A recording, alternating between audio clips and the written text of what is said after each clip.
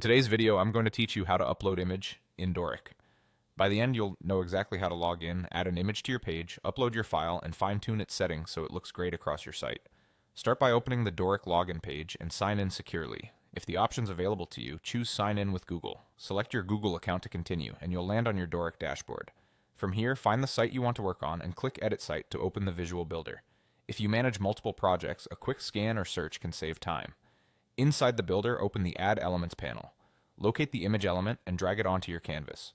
Drop it exactly where you want the image to appear. You'll see guides that help you position it cleanly within your layout. Once the placeholder is on the page, select it and choose Upload Image to open the media library. In the media library, click Upload File and select the image from your computer. Common formats such as JPG, PNG, and WebP usually work well. For sharp results and fast loading, aim for the smallest file size that still looks crisp. Exporting around the exact display size or slightly larger is a good rule of thumb. Choose the file, confirm the upload, and you'll see it appear in your library and then in your canvas. If you already have assets in your library, you can simply select one instead of uploading a new file. With the image placed, look to the right side panel to refine it. Add descriptive alt text so screen readers and search engines understand what the image shows. Think of it as a short, clear caption without fluff. Adjust size and alignment to fit your section design.